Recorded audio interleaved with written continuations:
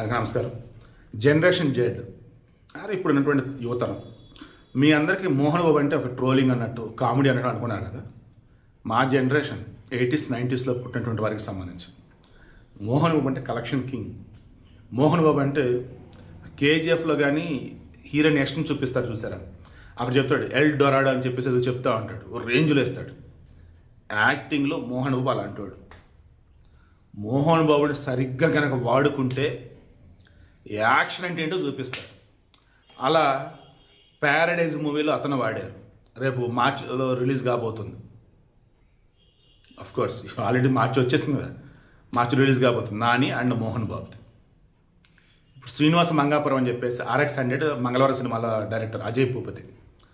అందులో వెంకటయ్య నాయుడు అని చెప్పేసి మోహన్ బాబు పాత్రను ఇంట్రడ్యూస్ చేశారు. అసలు ఏ రేంజ్లో ఉందంటే, మోహన్ బాబుని మన ప్యారడైజ్ మూవీలో చూసినప్పుడు కానీ ఇప్పుడు శ్రీనివాస మంగాపురంలో చూసినప్పుడు నాకు ఒకటే అనిపిస్తాం, మంచి ఫ్యామిలీకి మంచి రోజులు వచ్చేసాయి. మనోజ్ విలన్ క్యారెక్టర్లో దుమ్ము లేపేస్తున్నాడు.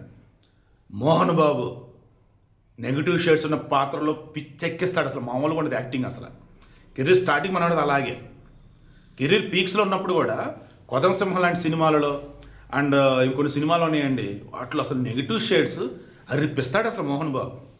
డైలాగులు ఏంటి, మాడ్యులేషన్ ఏంటి, హావభావాలు ఏంటి మీకు తెలియదండి.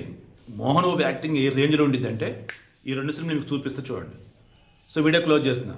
ఏం చెప్పదలుచుకున్నాను నేను, మంచు ఫ్యామిలీ అన్నప్పుడు ఇన్నాళ్ళు కామెడీ అంటున్నారు, కామెడీ కాదు. మంచు ఫ్యామిలీలో మోహన్ బాబు అంటే యాక్టింగ్లో దిగ్గజం, కలెక్షన్లో వర్షం కురిపిస్తాడు. ఈ 2 సినిమాలు ప్రూవ్ చేస్తే చూడండి.